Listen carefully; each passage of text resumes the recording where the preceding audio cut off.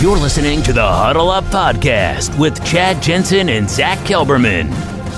Join Broncos Country's deep divers at milehighhuddle.com and sound off. And now it's time to drop some knowledge. Okay, we are live, but we got to let it breathe just a moment while we bring on Facebook, and then we will dive into tonight's conversation. We have really been looking forward to seeing and chatting with all of you after a couple of days off, and we're good. So welcome in, everybody, to the Huddle Up Podcast, presented, as always, by Mile High Huddle, powered by Blue Wire Pods. I'm your host, Chad Jensen. With me, as always, my fellow football priest and the deputy editor of milehighhuddle.com, Zack Kelberman. Zack, we said adieu to our community Thursday night. Saturday, Drew Locke has himself a day, whilst Teddy becomes the first of the two quarterbacks to violate Vic Fangio's non-fungible sacrosanct rule. Don't turn it over. Teddy with 3 picks. And after the practice, real quick, Vic says, hey, I'm going to have to look at the tape. Every interception has a story. We'll see. In Teddy's defense, 2 of them were tipped. But still, that's what you call separation in my book, Zach. It's so funny because I was listening, I'm not going to name any names, but other podcasts, and it's when Teddy Bridgewater commits a turnover or throws an interception, let alone 3, there's crickets, relatively speaking. There's constant excuses, tip passes, drop passes, newness in the offense. If Drew Locke would have done that, though, it's the end of the world. It's chaos. I will say that so far, if we're grading individual practices, I think Drew Locke is up 3-1. I think Teddy Bridgewater got him on one day, but when you come back, like Drew Locke had a bad practice and he came back by not letting a ball hit the ground. One practice, he couldn't complete a pass. The next practice, he was almost perfect, and he's showing tremendous chemistry with every wide receiver around him. That's the thing, though. If Teddy Bridgewater, because Drew is the incumbent, and as long as he doesn't crash on his face, he's going to win the starting job. The only chance that steady Teddy has is to be steady Teddy. But here's the problem with him. If he wants to avoid a turnover by taking a 2-yard check down, even Vic Fangio said, we got to do more than just check it down. We got to do more than have 5-yard plays. You have to push the ball down the field. So he's really in a no-win situation. He either tries to lean on the arm strength he doesn't have and the arm talent that's not comparable to Locke, or he checks it down and pisses off Vic Fangio in the process. So I don't envy his position at all. See, I think there's a correlation here, right? Remember, I don't believe in coincidence. And after day 3, by the way, that was some gnarly thunder out there. Hopefully you guys don't hear that, but can you hear it? It's the internet gods, Chad, making their presence felt on the podcast this time. I'm good on internet. It's the freaking storm gods right now. Freaking Thor coming in with the lightning and thunder. No, I don't believe in coincidence. After Friday's practice, so that was day 3 of camp, Vic Fangio dropped that comment, Zach, that you just referenced about, hey, check downs and whatnot. Hey, it's a fine line, but we got to see more of that. Basically, we got to see more than that, right? I think Teddy heard that, and I think he pressed a little bit day 4, which is why you saw a little bit of separation. And talking to people who were there, Zach and I were not at day 4 of practice.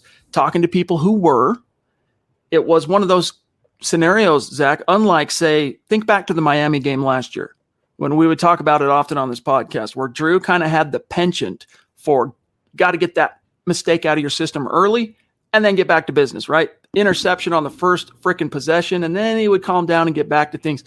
It didn't seem like it, I think, for some fans, but he actually, for the most part, did a good job of not letting small mistakes or one mistake compound into, one small hole dug into a giant pit. And that's kind of how it unfolded for Teddy on Saturday was dug himself a little hole. It's all right. Bounce back, climb out. But because I think he was pressing as a result of something he heard his head coach say, and maybe there were things said behind closed doors too, he ended up digging that hole deep, and it just became overwhelming in Locke's favor.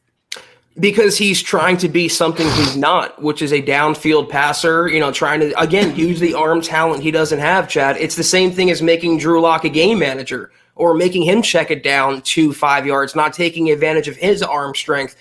So I just think there's something different about Drew, and we've been saying this over the course of the offseason. You saw it in OTAs, you saw it in minicamp. He's carrying himself with a different presence. I think continuity in Pat Shurmur's scheme has done him wonders. Any offensive scheme, just to have it 2 consecutive years, getting his players back, having a full offseason, I think it's starting to pay off.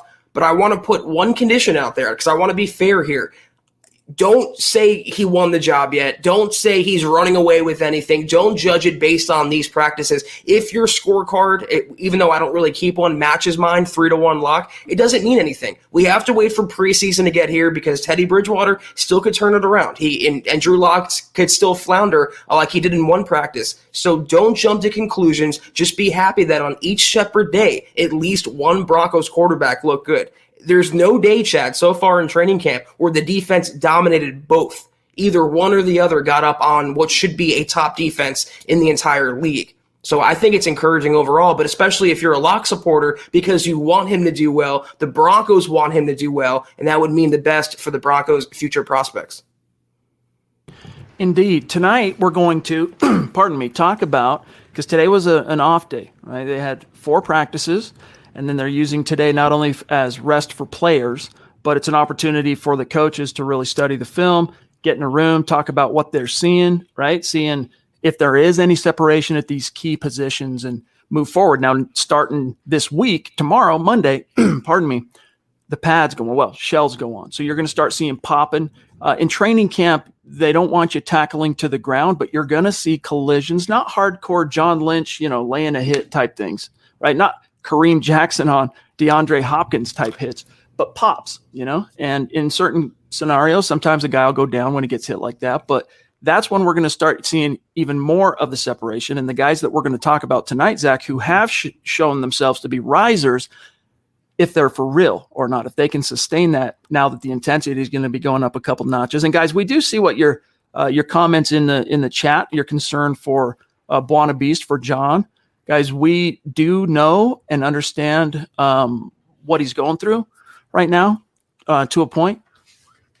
All we can say to keep it on a professional level, all right, without betraying anything, any confidences or anything like that, is that he's going through something right now. And when the dust settles, things will be okay. All right. So we do appreciate your guys' concern for him. We as well have at times been concerned for him, but he's a great guy. He's a smart dude. He's got a great support system around him. So I can't really say anything more than that without betraying confidences, Zach. I echo that completely. I want to get it back to football for just 1 second, though, if I could. You mentioned, Chad, when the pads go on and the hits are going to start coming, they're not going to be super, like the old jacked up ESPN show, which was great. I still miss it to this day. But you're going to see, and I mentioned this on KK earlier today. Thank you for anyone who tuned in with me on KK. Lloyd Cushenberry, he ran over, flattened Alexander Johnson in the open field, Chad, put him on his back. So you're going to see more of things like that, and it's a good opportunity to see what the Broncos, when the pads go on, goal line situations, what the running game is going to look like, what the offensive line is going to look like. Besides quarterback, there's some unanswered questions on both sides of the ball, and we're going to, I think, have more answers coming this week. All right, guys, a couple quick things here, and then we're going to get back to some content. Connect with us on Twitter, @HuddleUpPod, also @MileHighHuddle. All right, give us a like and a follow on Facebook, the Huddle Up Podcast, that is.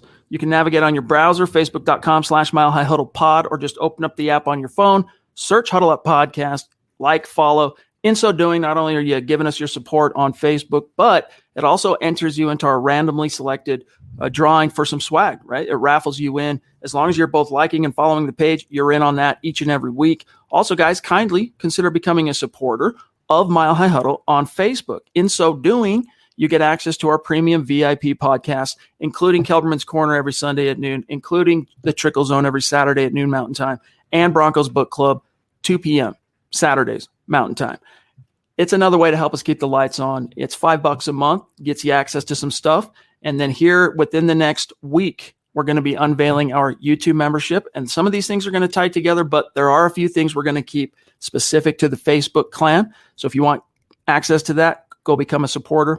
And then, guys, also check out the merch store, huddleuppod.com. Get your swag on, get a hat, get a T-shirt. Let them hate, as you see Zach rocking it proudly there. A little something to support the cause. And if you're not in a position, it's all good, guys. thank you for being with us. We're seriously just stoked that you're here, whether you're live or listening after the fact as an on-demand podcast. Just make sure you subscribe. All right. If you're on YouTube, Apple, Spotify, just make sure you're subbed. Like this video. That's a small thing you can do. Every single one of you, there are hundreds in the room with us right now across all the different channels we're streaming to. Each and every one of you can give us that like. It's a small thing to help us grow organically. And really, the litmus test is number 3. If we're doing a good job for you, share this video, share this podcast episode out there. Help us continue to grow and reach new like-minded Broncos fans just like you. All right, Zach, I think it would be, we could go through our own, and we will, but I think as kind of a scratch and sniff, as kind of a starting point, as a reference for us here to talk about the risers and the fallers from the first 4 days. People are saying the first week of Broncos camp, and that's okay, but it was only 4 days. So I'm saying the first 4 days of Broncos camp. Eric Trickle had an article. So let's just riff off this, all right? And then anything that we want to add above and beyond this, we can.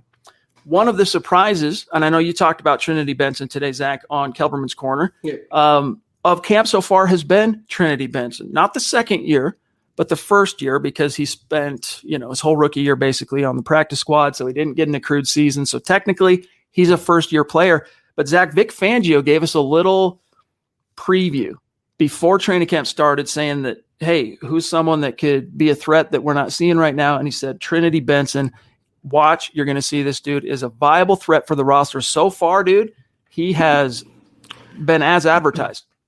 Yeah, he's proving prophetic with making that narrative become true, because no matter the quarterback, Chad, but whether it's been Teddy Bridgewater, Locke, or even Brett Rippon, who, by the way, has shown some arm strength that I didn't know he had in training camp so far, Trinity's making plays. And he's doing this coinciding with Tyree Cleveland going through an awful training camp where he literally can't catch a ball. He has Jerry Jeudy-itis apparently this summer. So if he keeps stepping up, I don't see, and I would hope, and Luke Patterson and I are on the same page with this, teach him, make Tom McMahon be useful for once. Let's let Trinity Benson return some punts. That way you can make him, get him on the 53. You don't have to carry Deontay Spencer, who has one job. He contributes nothing to offense at all. He's purely a punt returner. Benson is proving quite the playmaker. I want that on offense. We have possession receivers, plenty of those. Tim Patrick Sutton, KJ Hamler is a playmaker. So I want to keep stacking those players. I want the best receivers to make the final roster. I want the best receivers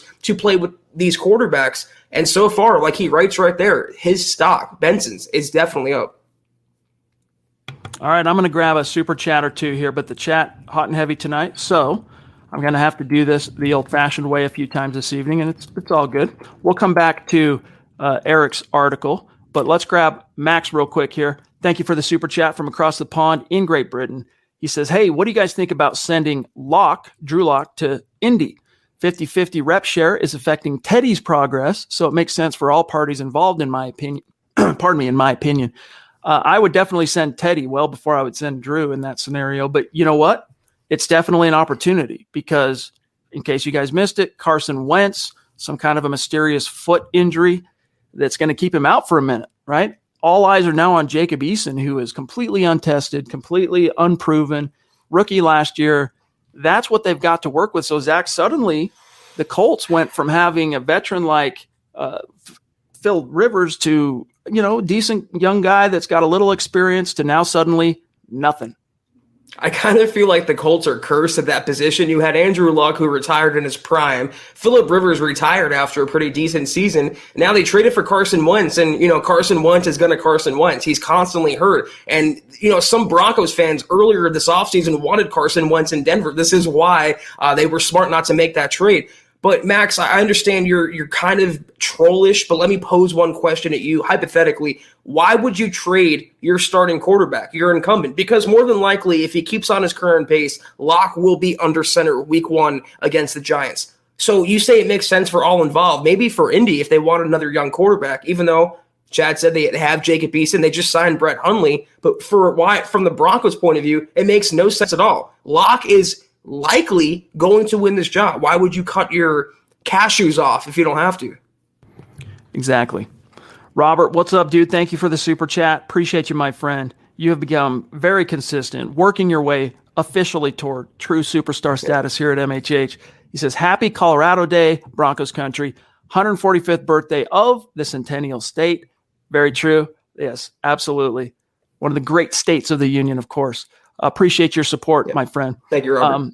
All right, real quick, Zach, I also want to grab Boise Man, and I'm going to start reading it as I'm pasting it into a banner here for us real quick. Boise Man, longtime superstar, been with us many, many moons. He says, hey, fellas, got my T-shirt. Thanks again. Just wanted to make sure I'm on the list for the Fantasy League.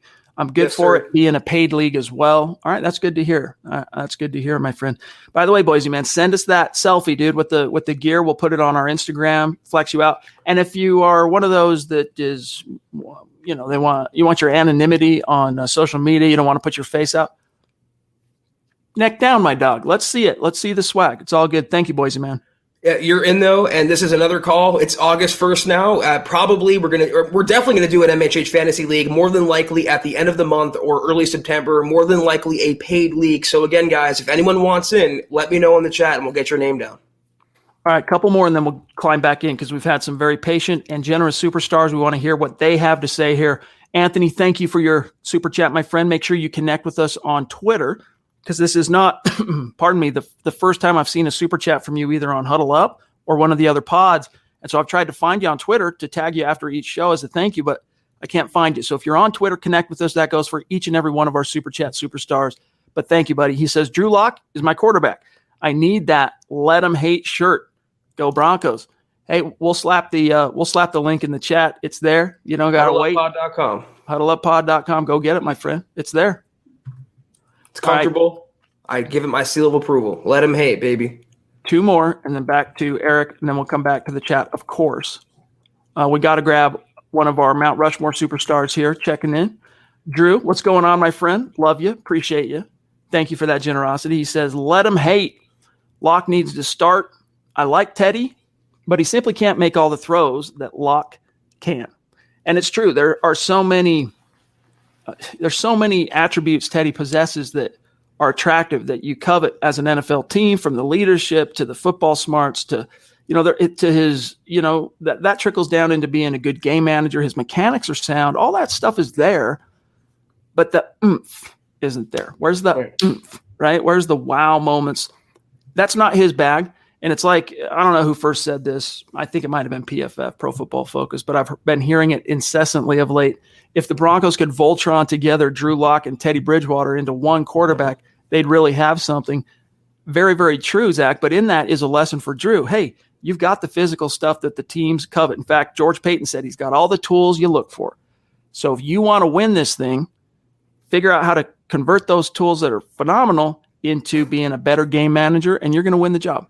I always hated those Voltron type of descriptors. It's like we can Voltron Brett Rippon and Jamarcus Russell together. We have quite the quarterback, but you can't do that. So, yeah, no one has ever used the word sexy when describing Teddy Bridgewater, and that's just the way it is. The same thing goes for Alex Smith. Those are guys who take care of the football, they check it down when they can, and they play a safe brand of NFL football. And it's really simple. They don't want to do anything to lose the game for the team, but conversely, they do nothing to win the game for the team.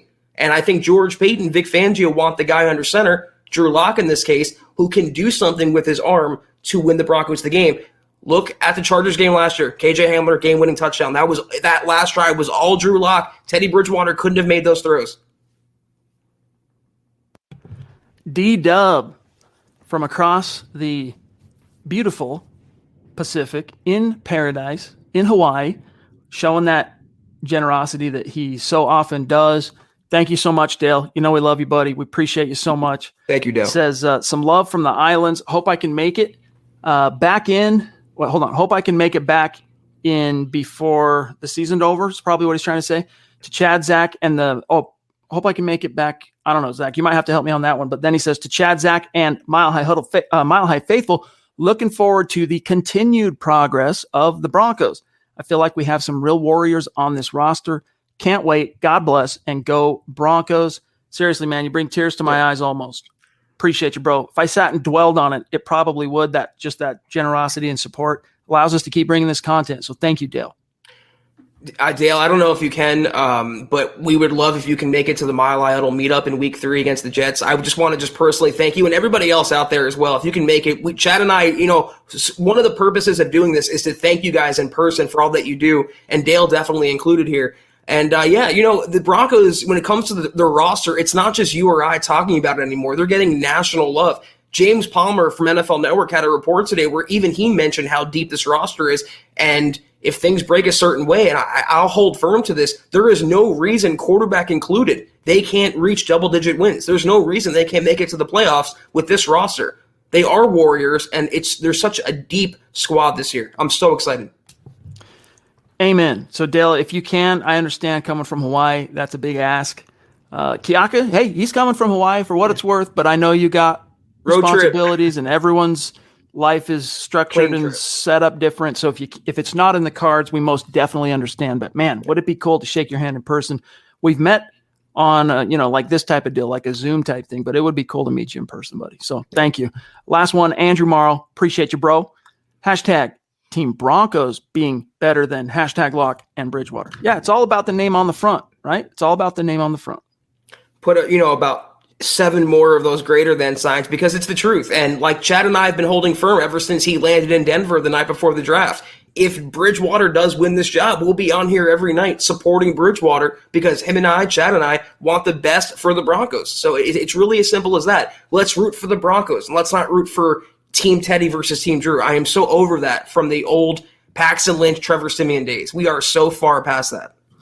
All right, real quick, before we get back to Eric's piece and continue talking risers and fallers, just a quick shout out to our Facebook superstar senders tonight: Sean Miller, Andrew Lamp, Stanley Michael Crawford, thank you, Gary Leeds Palmer, Travis Weber, Dave Glassman. You guys, thank you so much for what you do. And we'll keep an eye out for any of your comments, questions in the chat. But also, guys, we got some, we're working towards the 500,000 stars as a goal on Facebook. When we reach it, we're going to be giving away a Von Miller jersey, and it's going to only go to those who have contributed stars. How do we know who those people are? Well, fortunately, Facebook helps us keep track of that stuff. Here's your leaderboard just for the last week. Okay, you got Peter Middleton, Andrew Lamp, number 2. Peter Middleton, number 1 on stars. So of just the last week, Zach. Travis Weber, Claude Riley, Gary Leeds Palmer, the legend, bringing up number 5. That rounds out the top 5. And then from there, so then it goes from Gary to Zeus McPeak, supports on YouTube, supports on Facebook, Andrew Baker, Alexander Emmert, all right? And then to see the top 10, Mike Postle, thanks, buddy, Josh Shadow, superstar, Randy Jones, superstar at 11, and Travis Tarbox. So, guys, we're keeping track, and trust, when it comes time to raffle off that jersey, we know what names and how many tickets per guy or gal are going in that hat. So thank you for your support, guys. I'm surprised Zebulon wasn't in the top. That's a snub right there. But yeah, we definitely appreciate each and every one of you, and it all adds up, and it all, we acknowledge and appreciate every single star that's sent through. So thank you, guys. Every action has an equal and opposite reaction is one of the dynamic laws of the universe, right? Physics. As Trinity Benson rises, someone ends up kind of being outshined, right? Someone's going down, and that appears to be, at least early, Tyree Cleveland. Now, I'm just going to quote Eric here, who says, while Benson is making big plays for the offense, Cleveland is limiting them. He's had a drop on a big play each day so far in camp, and that is killer with how many receivers the Broncos have pushing for a roster spot. The good thing for Cleveland is it is still really early for camp, but he has to cut down on the drops. And Zach, the biggest killer in this is not just a drop here and there. It's the big play opportunities. Everyone's waiting to celebrate. All the guys executed their jobs. You got to haul it in downfield, and he drops it. I don't want to dunk on Cleveland. I don't want to be a hypocrite and judge him based on just the first handful of practices. But, kind of raise your hand if you're with me that, you weren't the biggest Tyree Cleveland fans coming into this season or even last year. He really was just, for the most part, a jag to me. And I think Eric's spot on here. When you have so many other receivers, including a relatively nondescript guy in Trinity Benson pushing for a roster spot and making big plays every day, securing the balls, reaching the end zone, just catching the eye of the coaches. When you're given the opportunity, any opportunity, even one rep, and you're dropping a pass when your sole job is to catch a ball, all day, every day, stock down. Amen. Brian Greenfield, a.k.a. BG, jumping in with a super. Thanks, buddy. Andrew, got your message. He's going to watch later. Thanks for the stars, bro. Really do appreciate that. Shout out to Michael Ronquillo. Am I pronouncing that right? Ronquillo. Very dedicated listener of the pod, watcher of the pod. You the man. All right, let's move down here real quick. Stock up. This is encouraging. Justin Sternott, the linebacker the Broncos drafted in the 5th round last year, suffered a season-ending wrist injury 3 practices or so into training camp. Broncos fans have not been able to see him in the flesh yet because there were no fans allowed at camp last year because of the pandemic, and then he missed the season. But to quote Eric here, before he got hurt last year, he was garnering consistent praise from his coaches.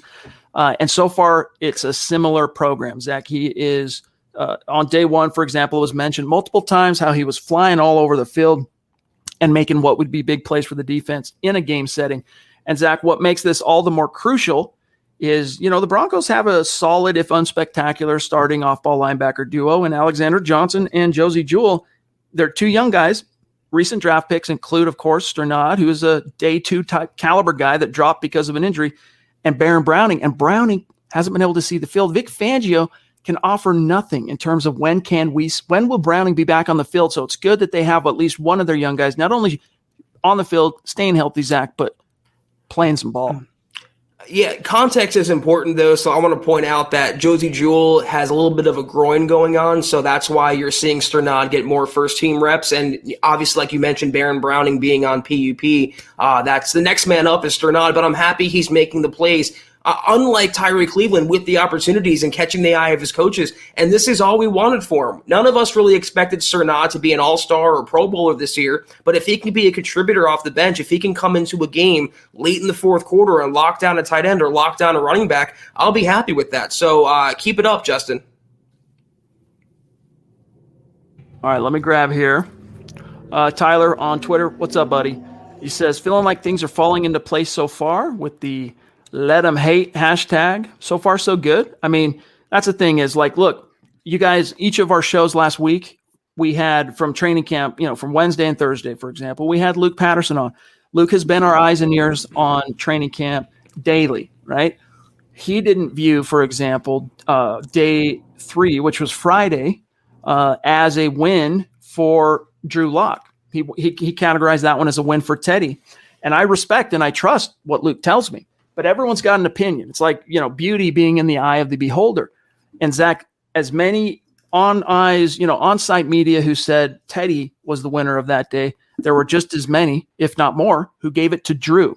But no one could deny what happened Saturday. And that is Teddy threw 3 picks, had one heck of a bad day.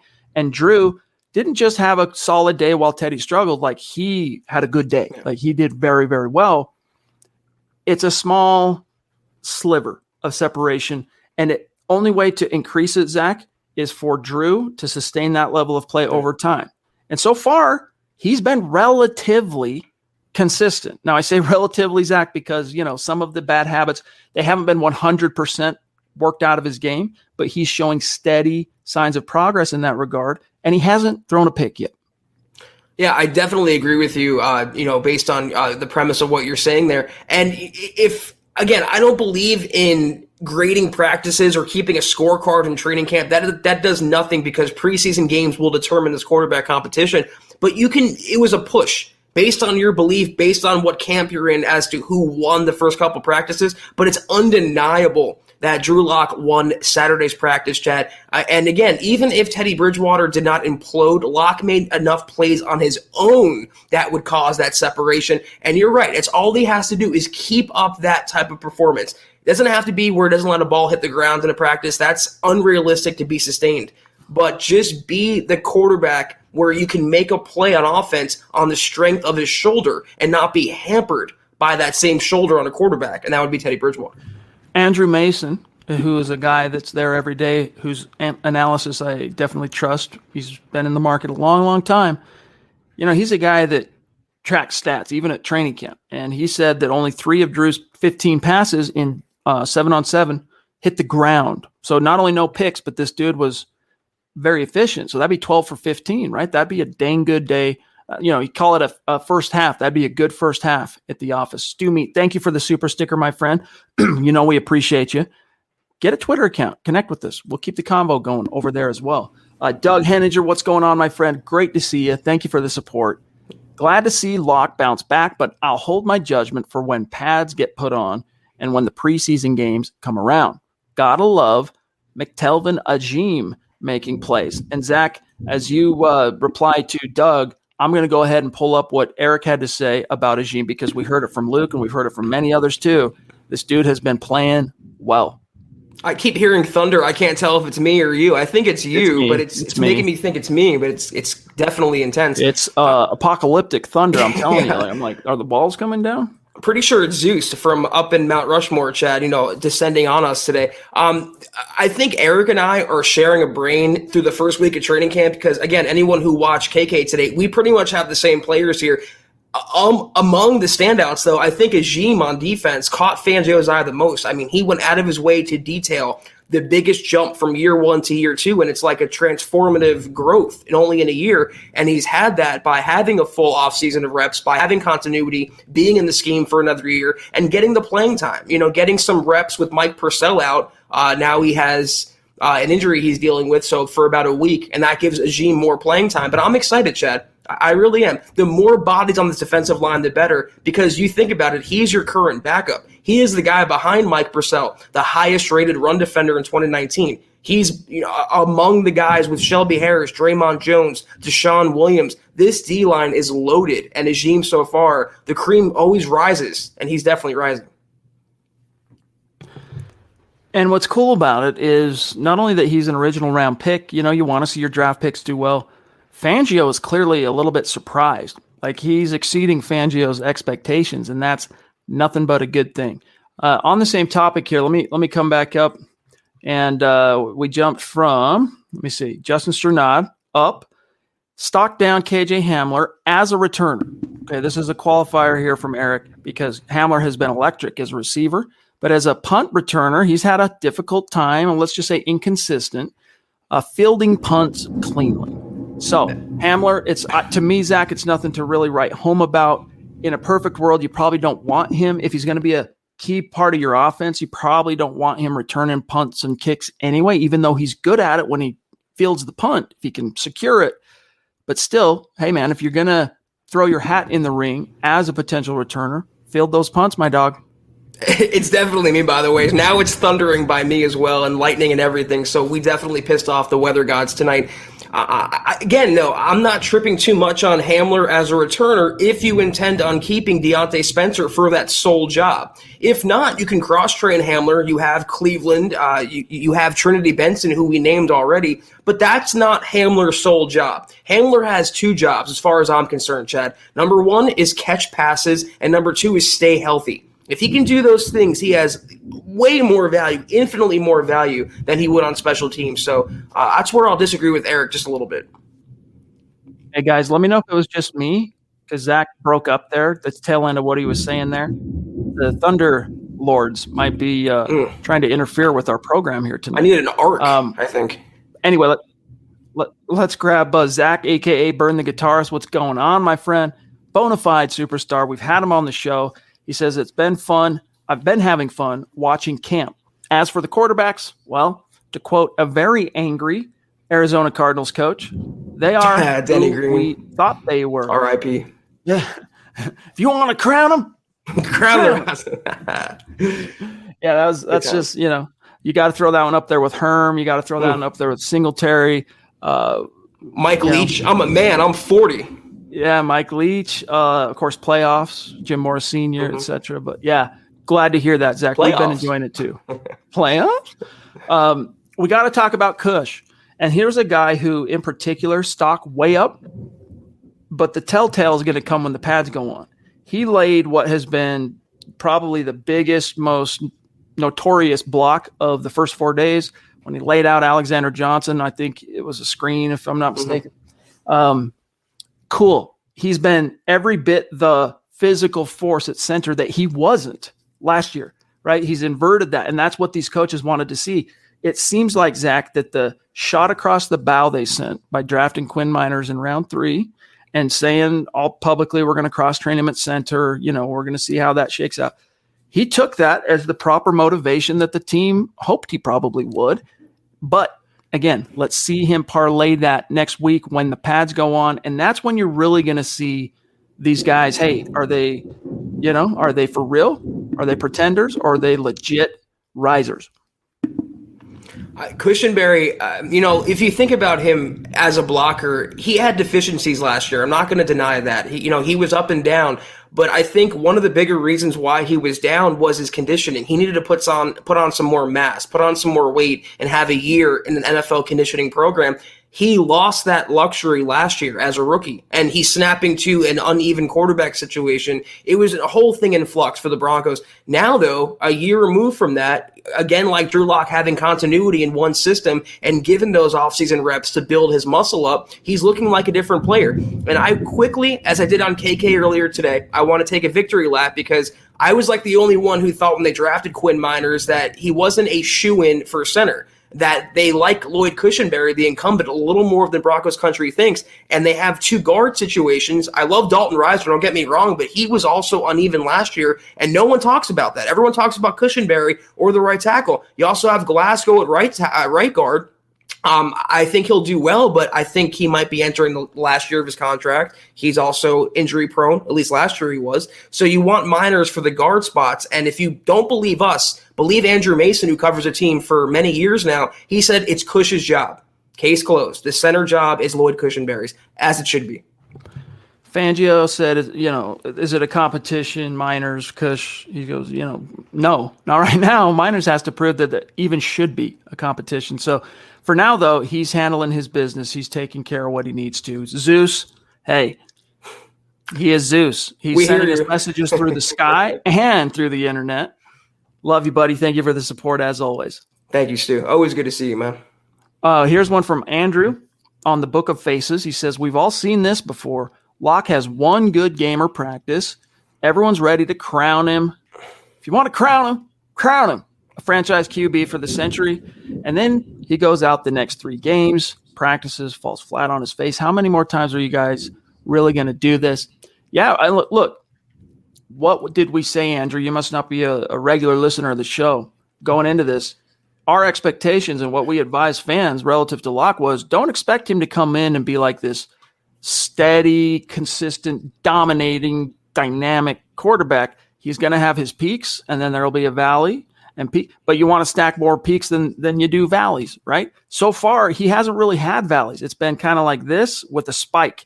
The farther he's gotten into camp with reps, it's ramping up. That's what you want to see. Now, Zach, would it surprise me to see him come in on what will be the 5th practice on Monday and have a so-so day or even like a regression type day where he has a little setback in his progress? It would not surprise me at all.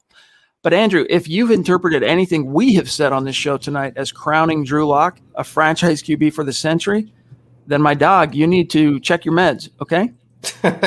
How did we crown Drew Locke if we've been every single time we've complimented him, we've prefaced it by saying it doesn't mean much. Let's not jump to conclusions. Let's let the preseason games play out. When he does something that's praiseworthy, we're going to praise him. Same goes for Teddy Bridgewater. When Drew Locke does something that's deserving of criticism, we'll criticize him for it. But there's no doubt about it. You can be the biggest Locke hater in the entire world or the biggest Bridgewater fan in the entire world.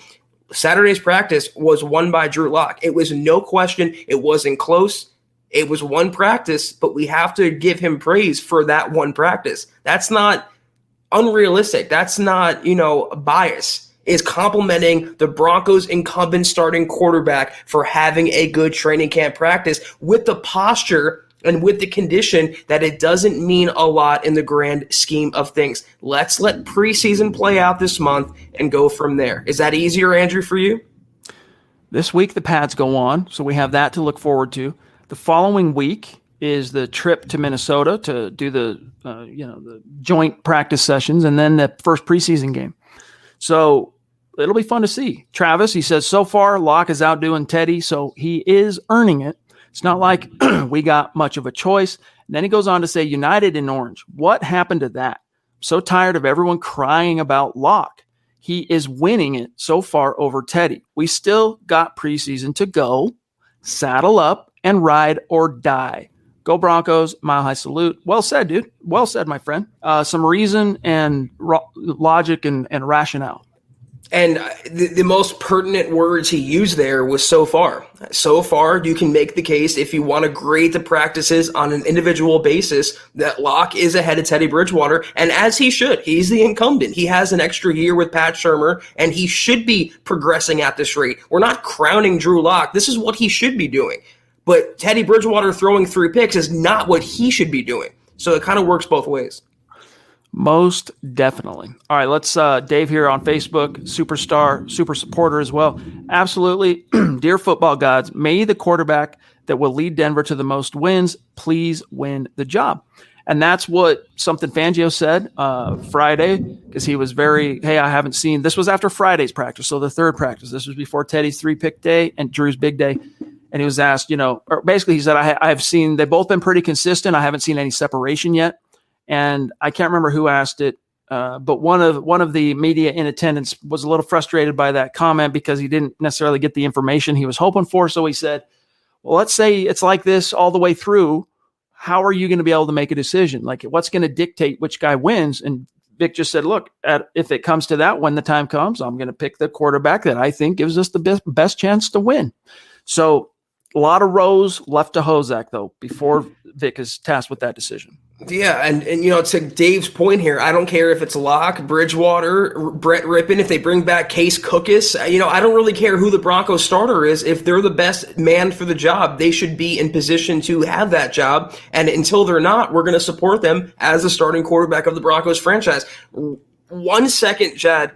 Tez, I don't know if you're trolling specifically. It sounds like you are, but I'm going to just say this again. If that was Locke throwing 3 picks, it wouldn't be due to outstanding defense. If Locke had thrown those 3 picks, you'd be talking about how it's no excuse. And what do you expect? You're going to be facing defenses like that every Sunday. He'll never change. Get rid of them. Those were the talking points. So just make sure if you put the shoe on, it's the same shoe on the other foot, right? All right. Shout out to our top star senders tonight, continuing to roll in, working our way to 500,000 stars. Sean Miller, Andrew Lamp again, Andrew Baker, Stanley Michael Crawford again, Travis Weber, Gary Leeds Palmer, legend, Zebulon, here he is. He heard his name, dude, through the ether, right? Through the universe. He's out there battling Klingons. Here he is. Maybe that's what the sound is, Chad. Might could battling the Klingons. Might could be. Michael, what's up? Thank you for the stars, Michael. Is that the first time you've starred? Either way, we appreciate you, bro. Dave, you're the man. That was a fun discussion for Broncos Book Club, by the way, on Saturday. We're finally getting into John Elway's playing career as a Bronco and the stuff that led up to the trade and all that stuff that got him to Denver. It's starting to get good. So go sub and we can talk about it. And then Keen, thank you guys for your support. We love you. Appreciate you. All right, let me shift gears here since we are at 42 minutes. I'm trying to decide what to do about this fly. How much of a fool I want to make myself. I could be like the Karate Kid, right? Mr. Miyagi trying to catch a fly with the chopsticks. And Daniel San is not, he's sitting there watching Miyagi miss every time, right? Miss. Finally, he goes, let me try. Sits down, chopstick, boom. Grabs the friggin' fly. Miyagi stands up in disgust. Beginner's luck. And he walks off. Maybe if I had a pair of chopsticks here, guys, I would show you how that's done. What are you going to do? I don't have any within reach, right?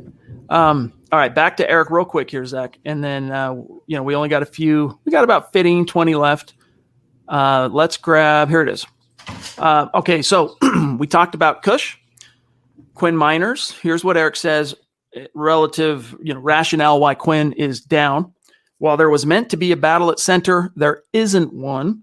Cushenberry has shown he is far ahead of Miners, and as head coach Vic Fangio said, Miners has to show that there should be competition here. It seems that Miners is struggling with the blocking assignments and the more mental side of things, which really is not surprising for a rookie. He is making a huge jump in competition and doing so at a position he never played in college. So, Zach, that's the thing people got to remember. There's three things going against Quinn as he undertakes his first pro training camp. One, he came from, what was that, Division III football at Whitewater? Yes, exactly. Wisconsin Whitewater? Exactly. 2, because of the pandemic, his what do you call it? Not his league, his division, his league, I guess, right? Conference. His conference. Thank you. Canceled football. They didn't play last year. They had one like spring matchup type game, and then it got canceled the whole season. And as Eric points out, learning a new position at center. So cut the kid some slack just because his stock's down a little bit right now because he's swimming as a rookie. It's to be expected. It's to be expected. Yeah, and I think your first point you made, Chad, that's why I agree with it so heartily. That's the thing here. Just because he was drafted where he was drafted, people automatically slotted him as a day one starter, where in reality, it's a big leap going from Wisconsin Whitewater to the NFL. I mean, just the talent discrepancy and the training regimens, he's going to probably need half the season at least to get his feet under him before he can even think about competing for a starting job. I'm happy the Broncos have him. I'm a little sick of the belly gimmick. I'd rather him just be a better blocker than worry about his stomach.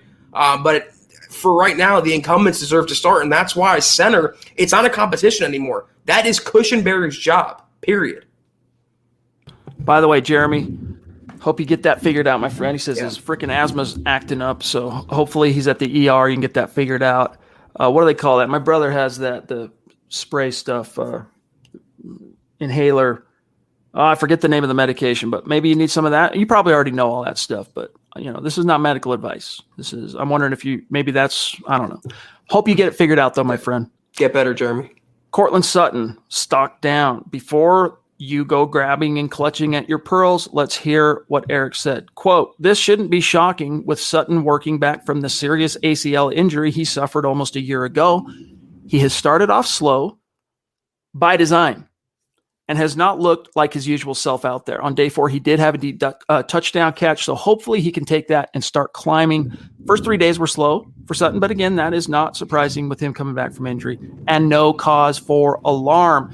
So, Zach, a big part of that stock being down component for Sutton, if it's, you can view that how you want. I don't particularly view it as his stock being down because I think that was mostly by design and how the coaches decided and the medical staff have decided to ease him back into action.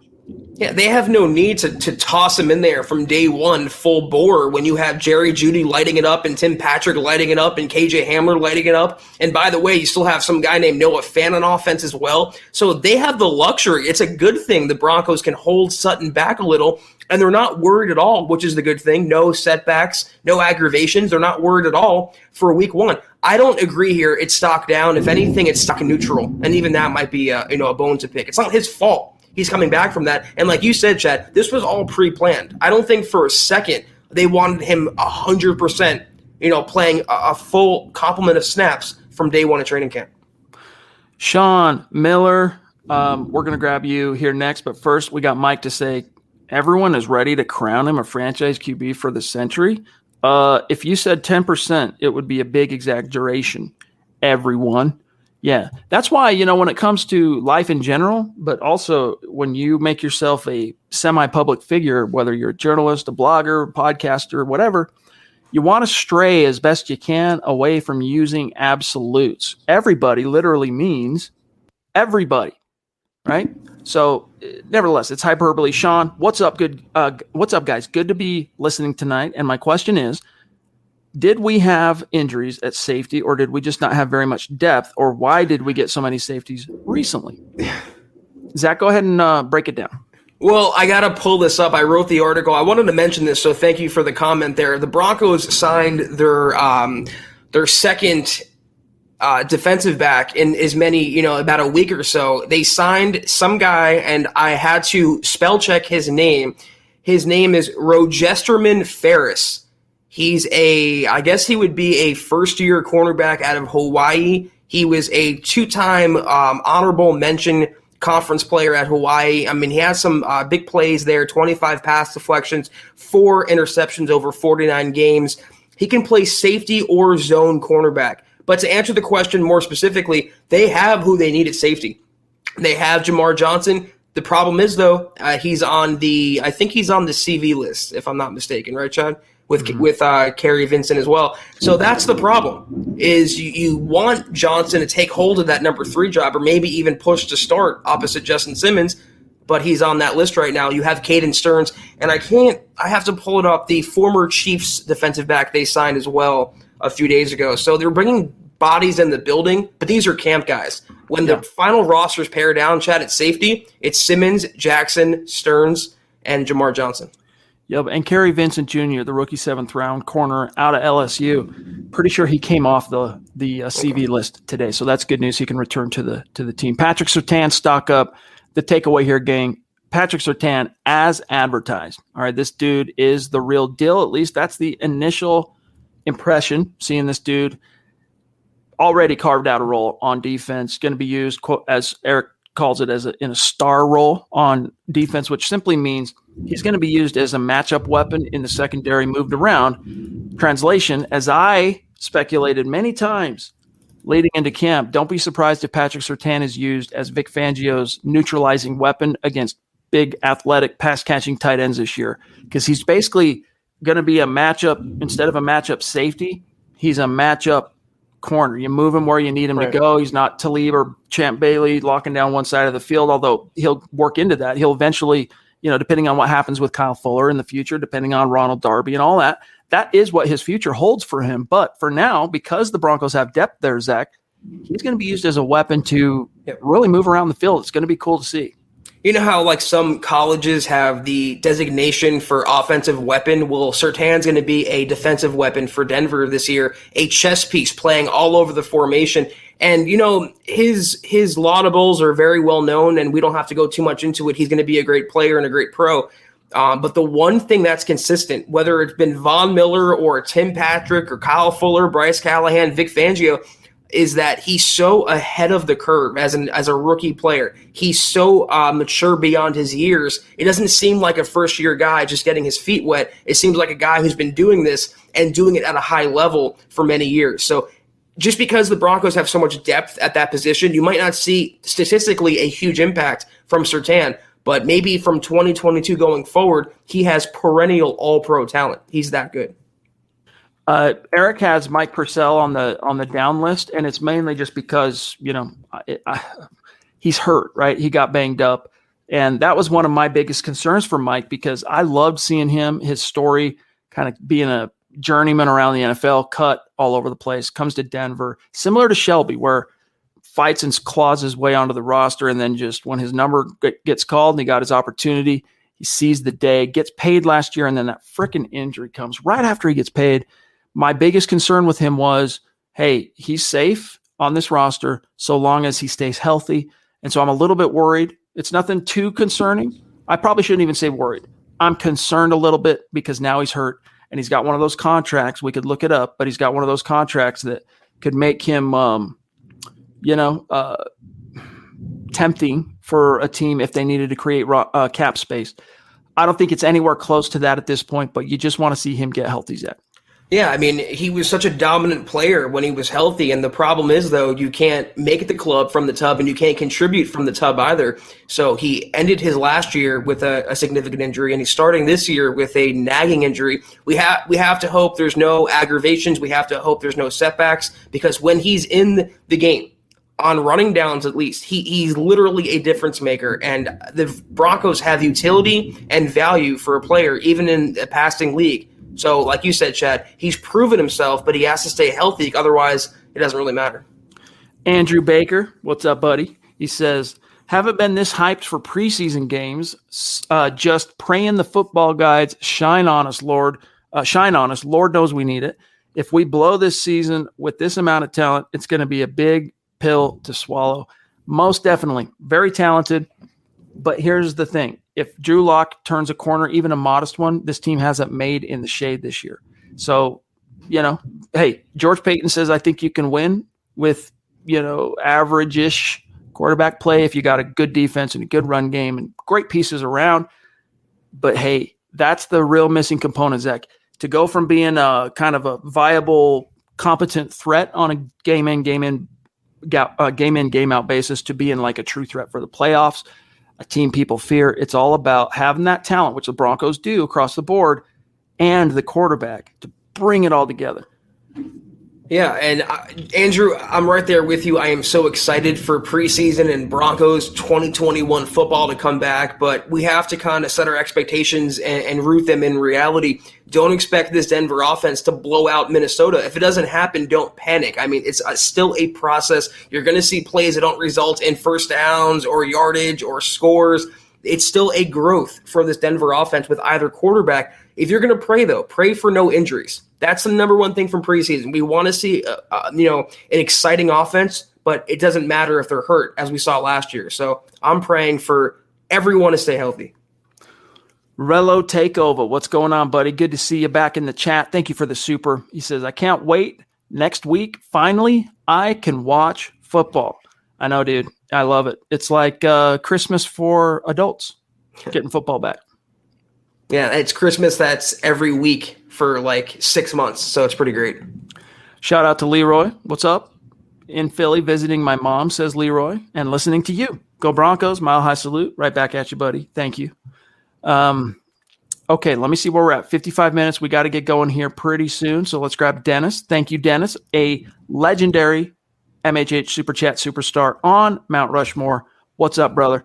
Don't mean to change the subject, but what's the story about signing another cornerback, Ferris? We scratched the surface on that. I noticed you didn't put his first name, Dennis. Yeah, because I can't pronounce it either. He's a 6'1", 180-pound cornerback. Again, he's a first-year player. He was undrafted in 2020, spent some time with the Bears and the Falcons, never played in a game, but he was a fairly decorated player at Hawaii. I would say fairly decorated.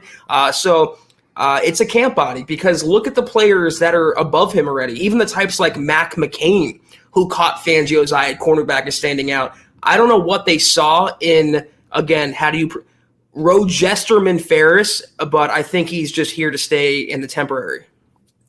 Hey, Anthony, again, thank you, buddy. He says, I hate how long are we going to let Drew get away with being bad? It was one season.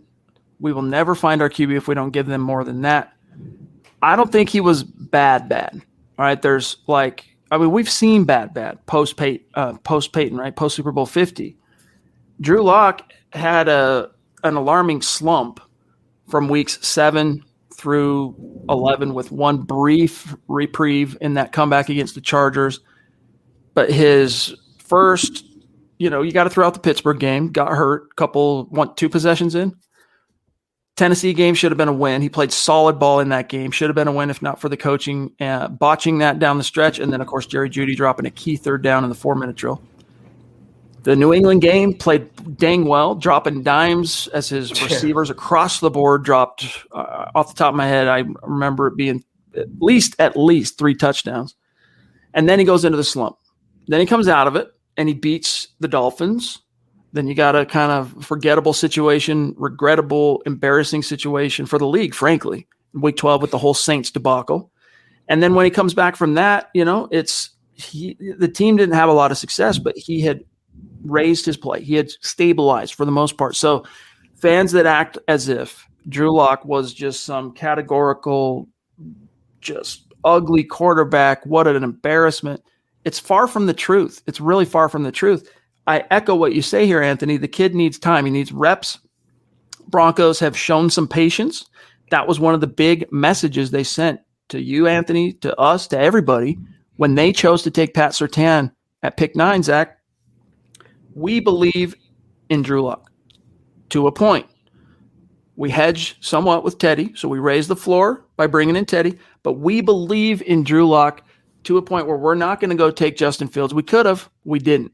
We're not going to go take Mac Jones. We could have, but we didn't because they want to get him the reps. But it's up to him, Zach, to capitalize on that opportunity. Of course, yeah. And we'd be remiss, though, not to mention the season finale. I mean, against the Raiders. Locke made every play necessary to win that game, and it wasn't his fault the Broncos lost that. You saw what he can do.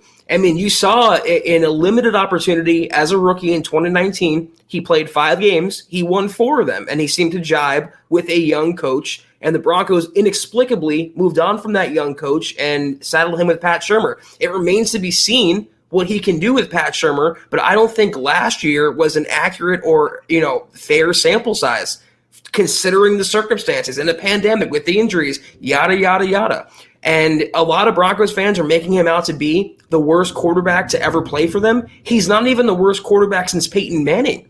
I mean, Paxton Lynch and Joe Flacco were way worse to me. So the vitriol he experiences is unlike anything I've seen in recent Broncos memory, and we're confident, at least you and I, we can speak for each other and let them hate, because he'll prove what he can accomplish this year. EJ, one of my favorite movies, Raising Arizona. I love that movie. And yes, there is the snatching of the fly in midair. Yes, indeed. Seth Harmon, what's up, brother? Thank you for the super chat. A consistent, bona fide superstar. Seth, what is Melvin Gordon's ceiling in a running back league rankings this year? Zach, you're the fantasy guy. Put on your fantasy hat. Drop some knowledge on Seth.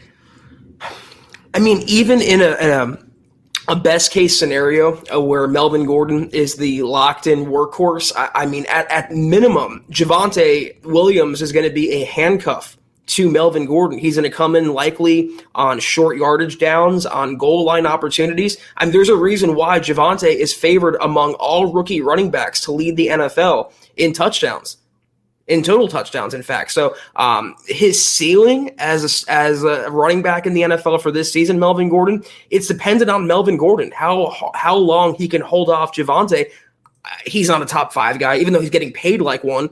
I really be hard-pressed to say he's a top 10 guy. Top 15, only because he wasn't, he was good but not great last year. But Javonte, I mean, this is the guy of the future. There's a reason why not only did they take a devalued position, but they traded up in the second round in the last year of Melvin Gordon's contract when he's motivated to prove that last year was an aberration.